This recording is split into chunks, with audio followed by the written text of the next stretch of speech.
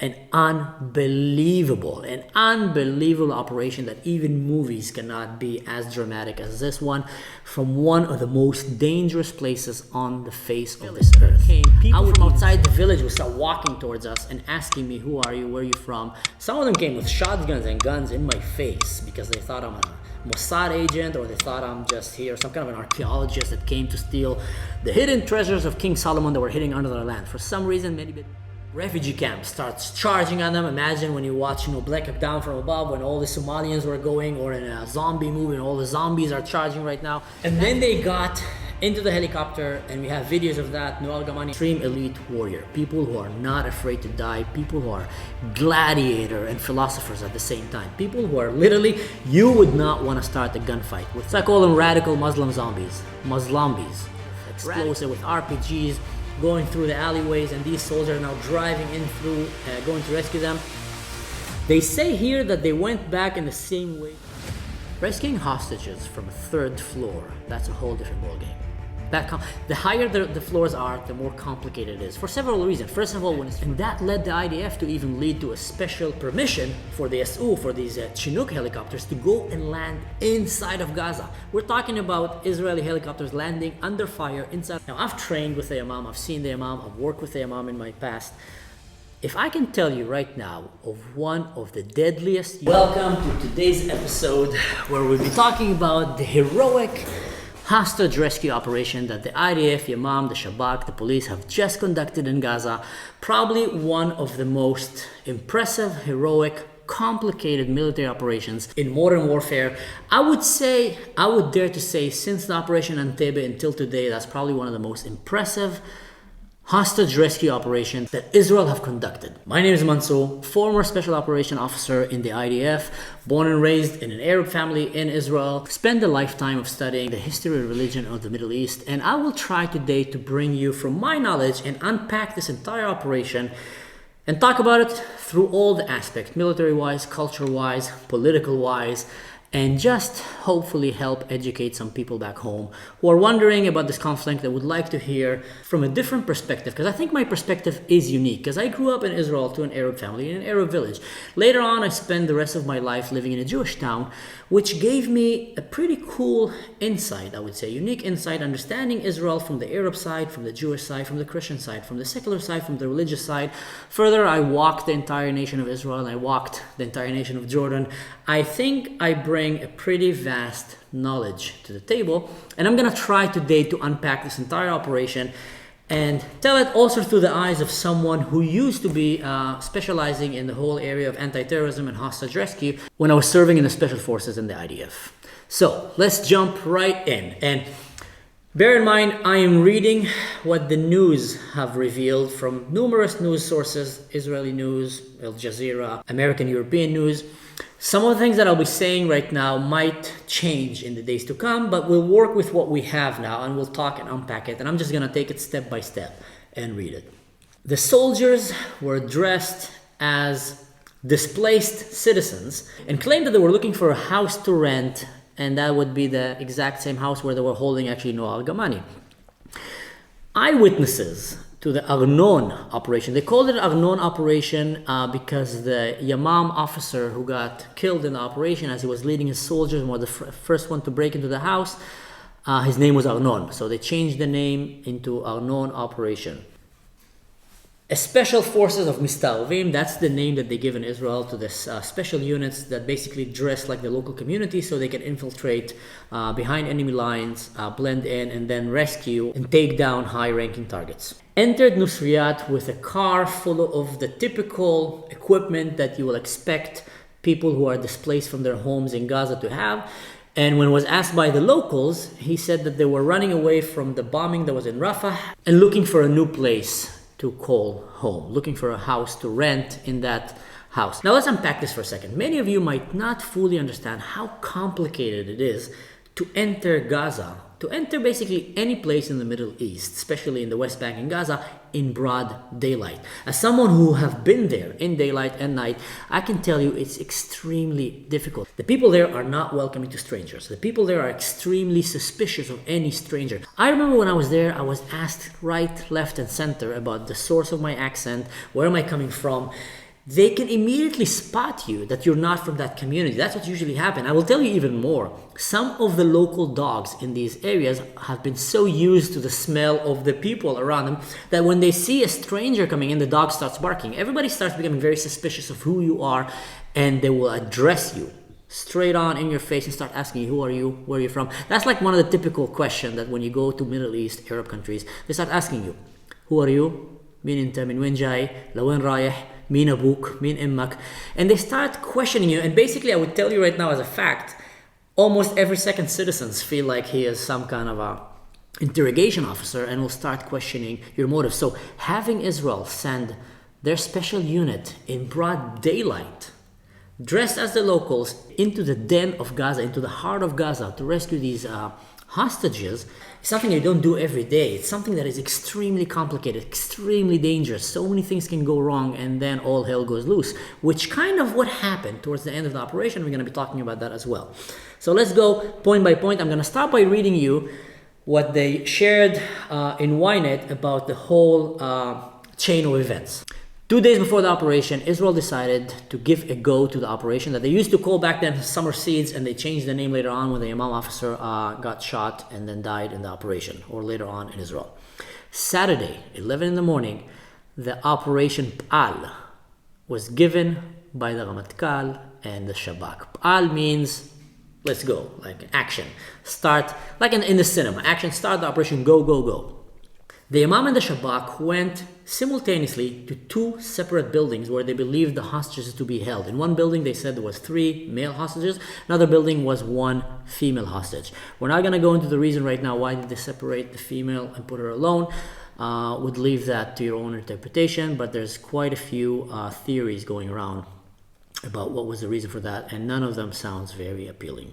Noah Gamani hears knocking on her door, and people are saying, it's the IDF, Tzahal, Banu Khaletotchem. IDF is here, we came to rescue you. Heavy gunfire started going around in the second house where the 3 male hostages were held.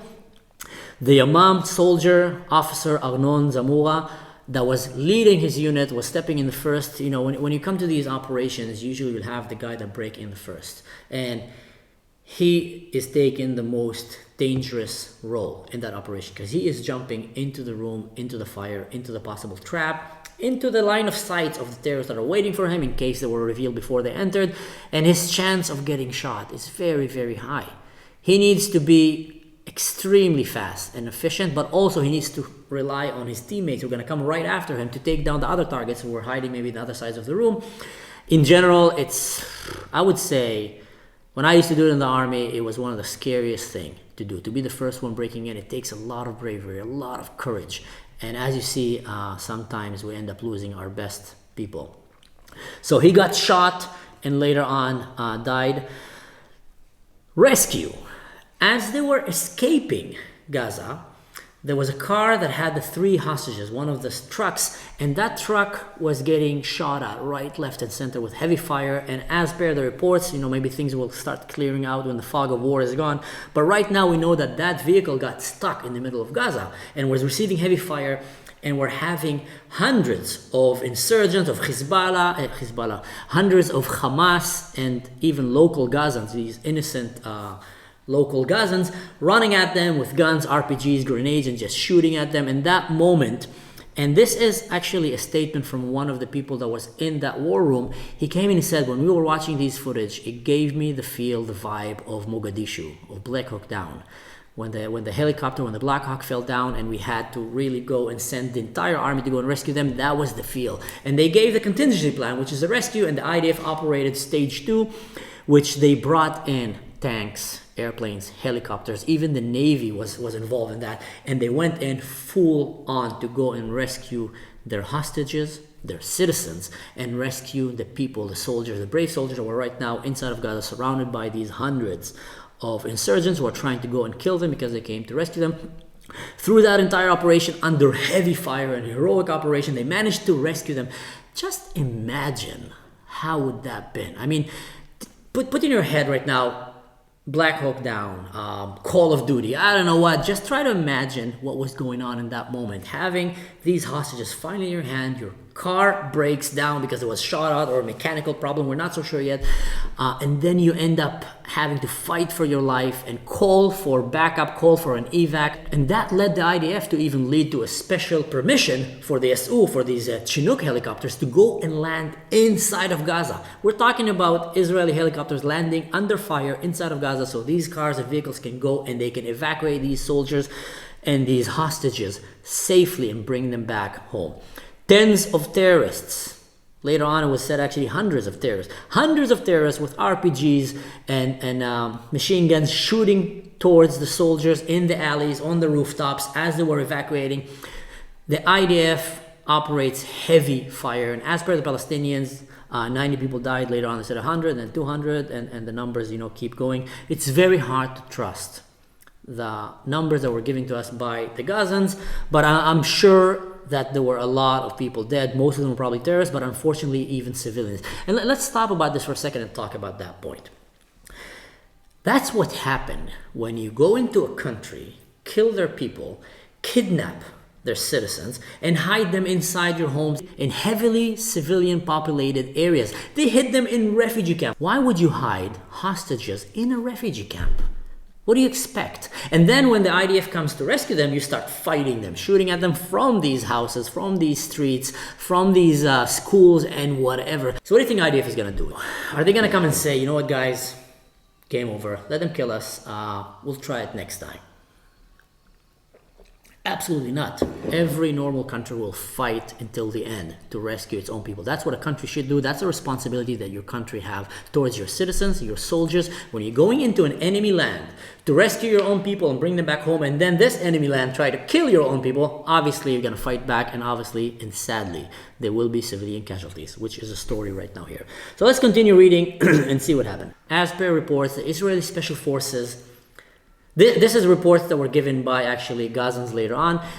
The Israeli forces had men and women that were covered that were dressed as if they are Gazan families. Now, let's talk about this for a second. Women, Israel have used and use sometimes women in very, very delicate and dangerous operations. From my experience in such operations, it's often not really women. It's more guys who have a little bit feminine kind of facial figures or skin composure. And then they use hours of makeup artists and costumes to make them look like women. They put explosives in their bras. They have a MP5 dangling between their legs.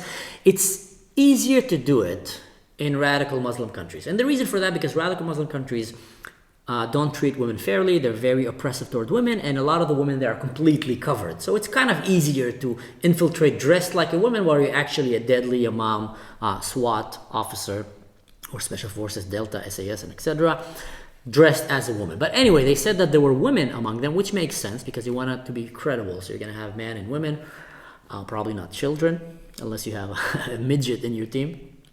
No offense to all midgets out there. I love you guys. Game of Thrones, Tyron, one of the best guys. And when the local people of Nusrayat asked the warriors where they come and what's their purpose of visit in this refugee camp, they answered that they were escaping from Rafah and because of the heavy airstrikes, and they decided to rent a house in the area of the market. Why would you hide hostages? Again, why would you hide hostages in a heavily populated refugee camp in the market, the most busiest place in the city, where people go for food, for buying toys for the children, I don't know what? Why would you hide the hostages there? Unless you're trying to use your own people as human shields. Eyewitnesses further said that in this point, the warriors were pointing at the building where Noah was being held and saying that's where we're going to go and try to rent a house.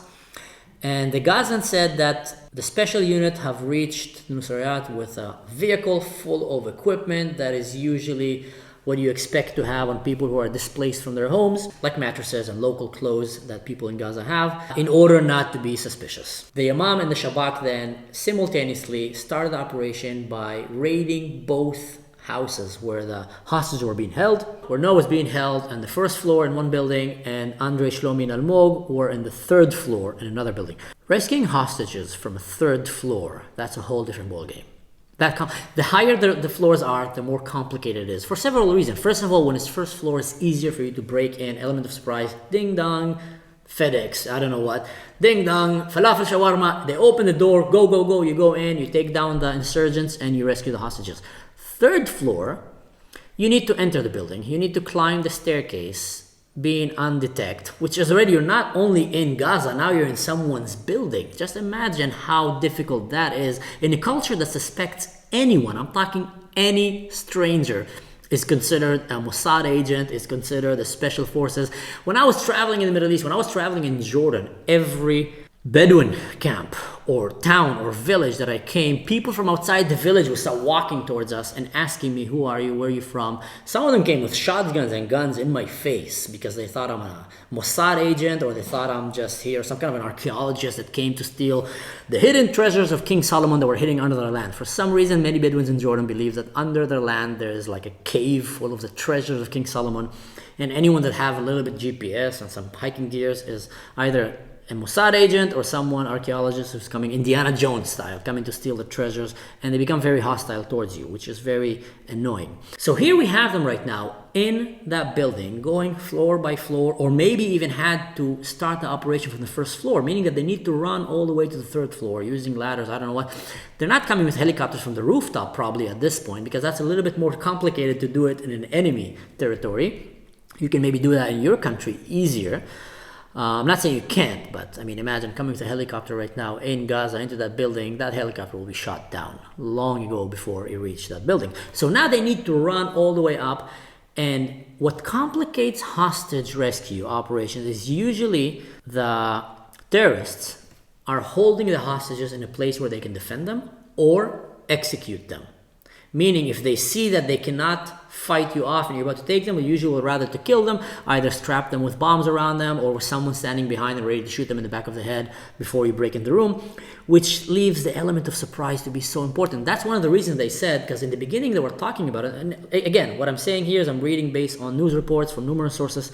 They wanted to rescue Noah first, and then maybe go and rescue the other three, because Noah's operation was a little bit less complicated. I mean, every one of these operations is extremely complicated, but in that atmosphere of extremely Mission Impossible-like complicated, Noah's operation was less Mission Impossible than the other one. But they realized that if they will do that to Noah, then the next time they will go for the other three guys, they'll probably be moved to another place, or maybe even extremer measures of protection will be placed around them to kill the hostages or booby trap the area for their mom or the Shabak that is coming. So they decided to do it in the same time. Now we're talking about two different forces going in daylight. This is a key point. You barely do these things in daylight. In one of the most dangerous, highly populated areas right now in the world, walking in the streets, fully exposed to be killed or kidnapped, and then breaking into the houses at the same time. As per the reports, the force split to two, like I said, and they went to the medical center Al-Auda and the house that was about 200 meters from the hospital. Eyewitnesses said that the rescue of Al-Gamani was relatively easy compared to the ones of Andre, Almog, and Shlomi. Almog, Andre, and Shlomi, I said their names right. And the entire operation was done under heavy fire. From the ground, from the sea, from the air. From the ground, from the sea, from the air. And when the special forces came with the trucks, they rescued the hostages while other trucks were going as civilian trucks covering the forces. So what they're saying is they went by foot, they entered, and as they were fighting, that was the go for the trucks to go in. Some of the trucks were to take the people in them and bring them back, probably trucks that will be covered with sandbags inside and etc. to make it easier, to make it safer for the hostages to bring them back home. Because when an operation like that goes, when you're a Yamam SWAT officer or soldier, you know that if I'm going to rescue these hostages, I'm going to bring them back home. And if need be, I will be the bodyguard. I will be the human shield for them. And that's a big difference that you have right now between the forces of light and the forces of darkness. You look at it in every country. In the US, the Delta Force and Navy SEALs. In Britain, the SAS. In other countries, Germany, etc. The special forces will go and try to be the human shield for the hostages. The Gazans do the exact opposite. They use the hostages as human shields. They use their own children as human shields and their own society as human shields. So we know that the trucks went, some trucks were to take the hostages, other trucks were backup and cover trucks. Let's unpack this for a second. When you go into an operation like this, you're not going 2-3 soldiers. That's not like a James Bond movie where you have Born Identity. These things don't really work in real life. You go with a lot of firepower. Now, I've trained with the Yamam, I've seen the Yamam, I've worked with the Yamam in my past. If I can tell you right now of one of the deadliest units on this planet, that would be the Yamam. I'm talking top level of deadly. Now, you have a lot of units that are really good, reconnaissance unit, Navy SEALs, and etc. They're extremely deadly, but the Yamam kind of mastered their skill of being deadly in very certain particular fields, and one of them is killing. These guys are extremely strong. These guys are extremely accurate. These guys are extremely deadly. They unpack so much accurate firepower. And just in general, every one of them is an extreme elite warrior. People who are not afraid to die. People who are gladiator and philosophers at the same time. People who are literally, you would not want to start a gunfight with the Yamam. I can tell you that right now. You would not want to start a gunfight with any special unit, but definitely not with the Yamam. So these guys are extremely deadly. And you don't send only 1 or 2. You'll send numbers of them. So right now we know that other trucks are going in and into the rescue operation, and a heavy fire starts. The entire refugee camp starts charging on them. Imagine when you watch, Black Hawk Down from above, when all the Somalians were going, or in a zombie movie and all the zombies are charging right now. That's basically how it looks like, only instead of zombies, they're saying Allahu Akbar, Allahu Akbar, Allahu Akbar, running around. So I call them radical Muslim zombies, Muslambis. Radical Muslambis are coming at you right now, chanting Allahu Akbar with machine guns, with explosive, with RPGs, going through the alleyways, and these soldiers are now driving in through, going to rescue them. They say here that they went back in the same way that they came through, northwest, Wild West, northwest. I'm not so sure. It might, but usually what you do in these kind of operations, you try not to come back from the same way that you entered. That's one of the basic things that train you in special forces or any special training academy. But that's what they said there. Again, like I said, I'm reading to you what's written here and trying to comment on it to the best of my knowledge. And then they got into the helicopter, and we have videos of that. Noel Gamani enters the helicopter, leaves Gaza, and the other guys as well, and they bring them back to Israel safe and well. An unbelievable operation that even movies cannot be as dramatic as this one, from one of the most dangerous places on the face of this earth. I would even say this operation, you remember in Black Hawk Down when they go from the helicopters and land on this house to kidnap these generals, and then you have Huey a little bit before walking in the city, kind of, all looking cool with a hat and just kind of talking. You can't do these things in Gaza. You cannot walk there with a hat. If you look like an American or a Westerner, you'll be lynched. You'll be interrogated. You'll be kidnapped. They know everyone, how they look there. One of the things that came to their advantage at this point was the fact that there were so many refugees coming, so they were already getting kind of overwhelmed by the amount of new people coming. But still, that's wow. That kind of operation, guys, is just insane. So then they brought them and they rescued them, and I think this operation will be studied for generations to come. The heroism of the Yamam, the Shabak, the IDF. Let me help you understand what it means. Shabak is basically the Israeli FBI. Yamam is the SWAT, but Yamam is police, is not IDF. Many of the Yamam operators and officers were in the special forces in the IDF, like Navy SEALs, Sayeret Matkal, Duvdevan, and etc., Lotav, and then they moved into the Yamam. Even not from the special forces. I knew through my lifetime in the army, some of the most talented, skilled, deadliest soldiers that I knew were not special forces. Were literally regular soldiers, like you'd consider Marines or Army.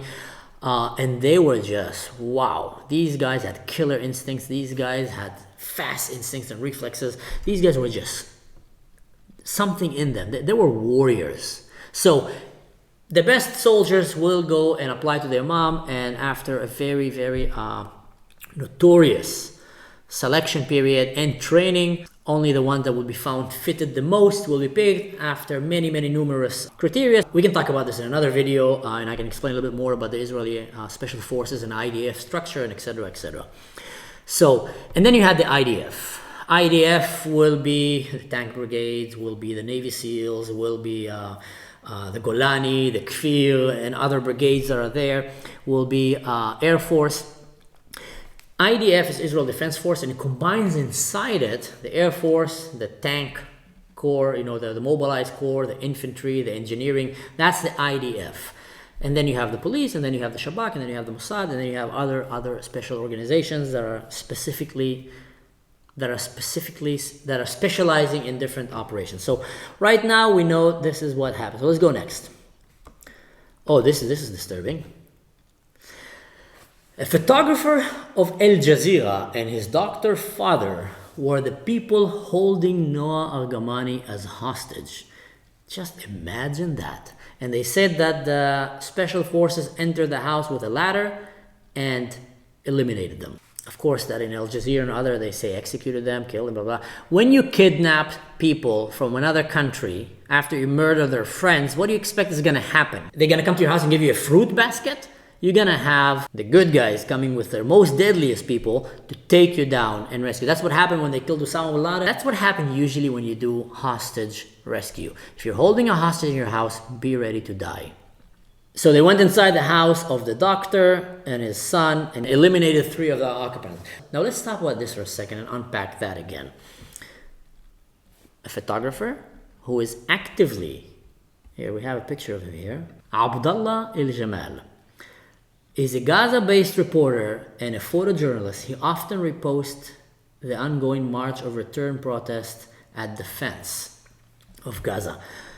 We're talking about an active journalist. Welcome AP, New York Times, CNN, who keep hiring these people as the reporters. We have in Gaza not only Hamas. When we say that there's almost no innocent people in Gaza, that's what they're talking about. Last polls showed there was about 75 to 80% supported October 7. Not only supported, we're talking physically supported. Noah Argaman was not kidnapped by Hamas operators. Noah Argaman was kidnapped by regular civilians, from teenagers to old people from Gaza. People like that, journalists, doctors, and etc. That's how dangerous is the radical Islam, the Islamic Brotherhood. That's why most non-radical Muslim countries, like Saudi Arabia, Jordan, etc., don't want nothing to do with the Gazans, because they know that Muslim Brotherhood, Iran, Al-Houthis in Yemen, Hezbollah, these guys are extremely radicalized, being brainwashed that even what you would consider in your country as someone who would not do such a thing, he's a journalist. I would never believe that he would kidnap someone. He's a doctor. In the radical Muslim world, absolutely they will do that. Here you go. It was right in front of our eyes. A photographer, journalist, March of Return, someone who is like a humanitarian activist, you might call, and a doctor holding in their house a kidnapped Israeli woman for 8 months. Unbelievable. And here's something from Rami Abdul from his Twitter X account. An initial testimony documenting the killing committed by the Israeli army in the Nusriyat camp today reported that Irumad HR reported that the Israeli army used a ladder to enter the home of Dr. Ahmed El-Jamal. The army immediately executed 36 years old Fatima El-Jamal. All right, they even had a woman that was in on this. The army immediately executed Fatima El-Jamal upon encountering her on the staircase. The forces then stormed the house and executed her husband, a journalist, Abdullah El-Jamal, 36 years old, and his father, Dr. Ahmed, 74 years old, in front of his grandchildren. The army also shot their daughter, Zainab, 27 years old, who sustained serious injuries. It breaks my heart. Any innocent who might be killed in such operations. But also, on the other hand, if you're over the age of, I would say, 20, let's go 20. You can be, some of these countries, they take kids from the age of 13, 14, make some child soldiers, but you're over the age of 20. You're a complete adult right now. And you're staying in a house that is harboring a kidnapped hostage. Then it's game on. It's on you. Their blood, your blood is on you. If you don't want to get killed, surrender. Give them away. Cooperate with authorities. Don't go kidnapping people and holding them in your house and then complain when someone comes and kills you. That's all I have to say about that. And here's a picture of the house. All right.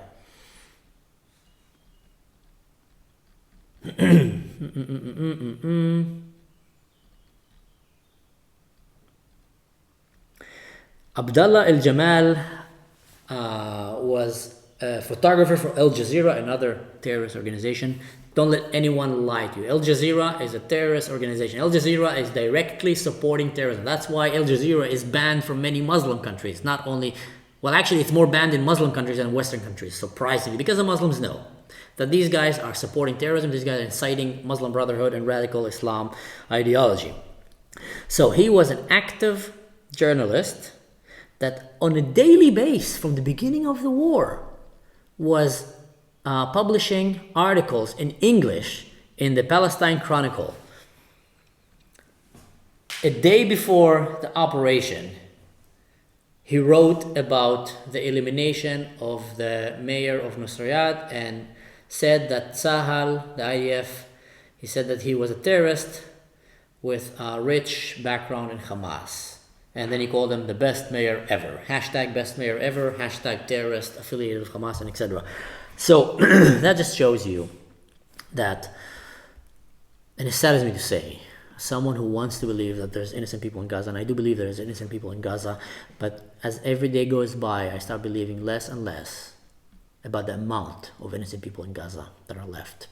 Either because they were brainwashed completely to stop being innocent, be cooperative with this Nazi-like ideology, or they're being executed by Hamas, by the Gazans, for having different opinions, which something that is regularly happening in Gaza, where they execute people that don't share their beliefs, Fatah people, or anyone that resists Hamas, or they're just hiding so badly, terrified of what's happening. Here's a picture, a map of this area. Why would you hide hostages in such a heavily populated civilian area? And don't tell me because everybody ran there now. They were hiding the hostages in all these areas from before. Now, another interesting question that they're not talking about it here, but it comes to mind, and I'm just sharing my own personal opinion about this. Why was Noah and these three guys not kept in an underground tunnel? Why were they kept in a house? And one of the reasons that I can think about is inside of Gaza, you have Khamulot. You have these tribes, these families. And like I said, Hamas is not the only bad guys. There's many bad guys that are not Hamas. And some of them are crime families, you might call them. It could be that they kidnapped these citizens. And for them, kidnapping or killing an Israeli citizens is like the highest prize they can reach. They believe that they're going to go to a special place in heaven if they do that. And they're basing that on radical Quran teaching, which is not that rare as you would like to believe. And for them, it's a big pride for their family to hold the hostages. So they might have been the one to kidnap these hostages and said to Hamas, no, we're keeping them. You know, that's our trophy, our prize. And then convince it in some kind of political way. It's like, sharing your investments. Because for them, holding hostages is like what you would see as investing in the stock market. It saddens me to say, but it's smart to share it, to divide your investments. So if one fall down, you don't lose it all. So for them, it's smart to divide your hostages. So if one is get rescued, you don't get everybody rescued. Or if one is coming and then you press the button, Allahu Akbar, to blow them out, you don't blow all of them out. So it's like some kind of a investment. They look at it by spreading them. So that could be one reason that they decided to split them and keep them in different locations. However, we do know that there were recordings coming, so either Hamas did the recording or maybe these families decided to go to the next level and be as efficient as terrorists. As efficient in being terrorists like Hamas and do recording, because we did have recordings coming from Noah. And apparently one of the hostages shared also when he saw his families if they heard his recording because they recorded him, but it was never really published. I believe they're recording all the hostages all the time and we just, waiting for the right moment to release it, etc., etc. Here's another interesting piece of information. In addition to being forbidden from speaking Hebrew and forced to speak Arabic, Noa al-Gamani told her family that her captors did not allow her to shower. She was only permitted outside for fresh air once every few days, When she was allowed out, her captors dressed her in a niqab, in the whole kind of ninja-like looking religious outfit that they give the women there to hide her identity. And it's very easy because there's many women there that are not allowed to expose any piece of flesh unless their husband want to see them naked, and that's how it is. It's sad, it's wrong, and don't let anyone glorify it. I'm sorry to say that.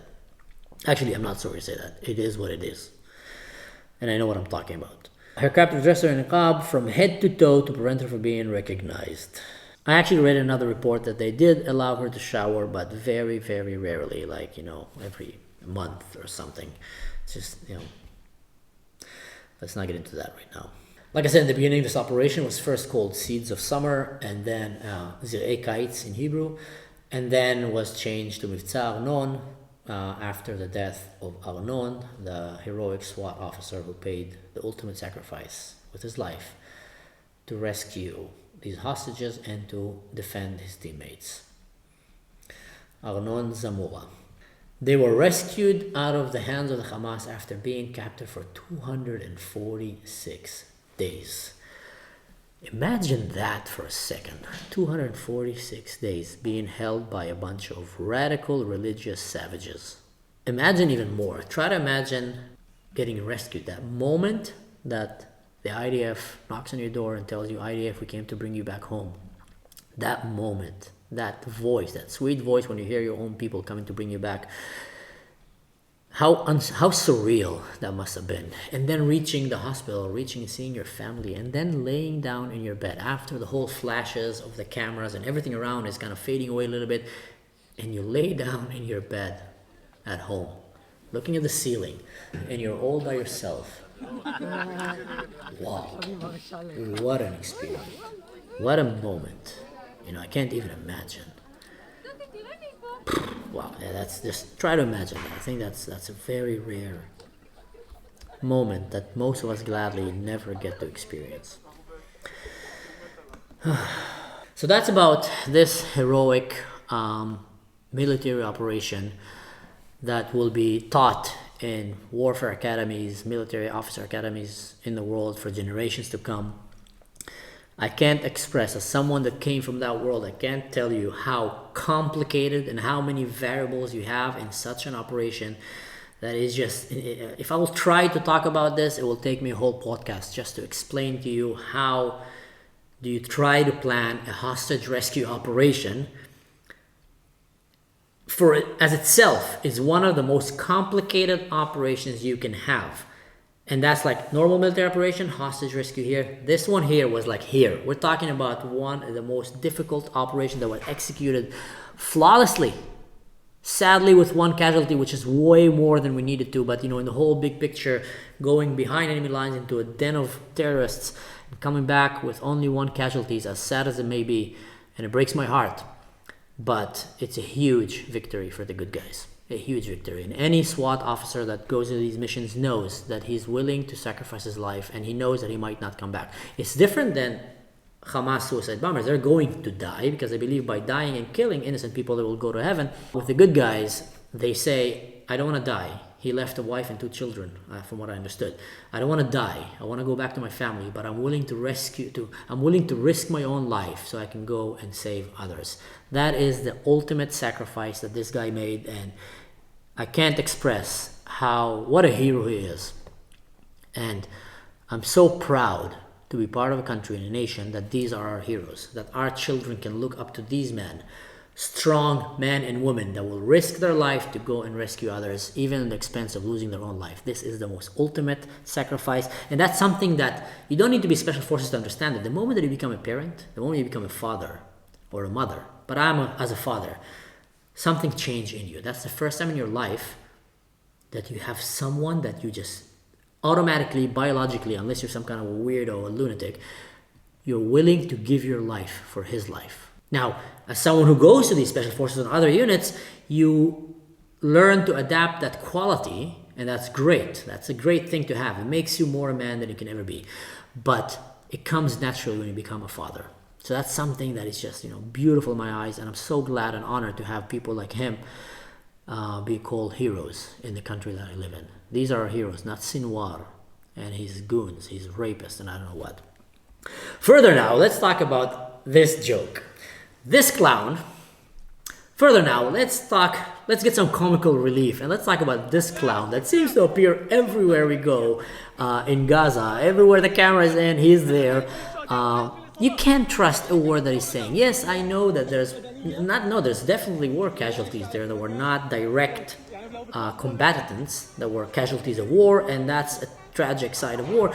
But this guy, you know how many times there's videos showing that he's faking blood scenes, he's faking massacre scenes, he's paying actors or I don't know what, giving them falafel so they can sit on the ground, pretend to be dead, holding dolls in the air, making them look like dead bodies, and even holding dead bodies of children, parading them in the air so they can show you, because they don't care about dead children. I can tell you that. I've been there, I've seen their moral standard is very, very low regarding life, but they know that you care in the West and they use it against you. So this guy now is playing the victim and saying, oh, they came to attack us, it's a genocide. How delusional and stupid can you be? Sorry, how conning and, a master of victimhood can you be to actually come and say that they're committing a genocide against you? Why? Because they came to rescue the hostages that you kidnapped, and when you came and tried to kill them and kill the hostages, then they fought back and killed you, and now you're saying they're committing a genocide.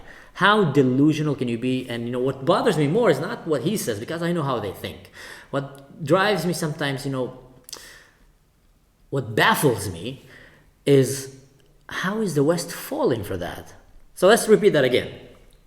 You go to someone's house, you kidnap their children, and then that family comes to take back their children, and you try to kill the family, and then the family fights you and kills you or kill your family members because they were trying to kill you from rescuing your own family that was kidnapped by them. And then you go and you call the police and say, oh, they came to kill us, they're committing a genocide, they're murdering my family. No, they're not. They're rescuing their own family. And if you would have not kidnapped them, no one would be dead. Or if you would have said, oh, sorry guys, you know what, I did a terrible mistake. Here, take your children. We don't want any violence here. I had some political agenda, religious agenda, but that's not the way. Violence is not the way. Then no one would be dead. But you try to kill the people who are coming to rescue. And surprise, surprise. So, anyway, I gotta go pick up my kid from the kindergarten. That's all for today's episode. I hope you guys found it educational. If you like my channel and my content, please click the subscribe button and click the like, leave a comment. It means more than you know to people like me. Spend an enormous amount of time and effort to study these cases and bring them to you in the most educational and understandable way so you can understand what's happening, things that are probably far away from you and not always easier for you to understand or relate. So yeah, I'll appreciate that very much, and stay tuned for the next episode. I also have some exciting news coming, which I'm working on them right now, a startup that I'm working on, and a business plan that I'm building right now for something that is very close to heart, and I'll be happy to share it when it starts coming up. In general, if you have any questions, any comments, or if you think that I said something wrong, I'm a human, I can err like anyone. Feel free to leave it in the comment in a respectful manner, and I'll be more than happy to try to answer that. And until then, see you next time.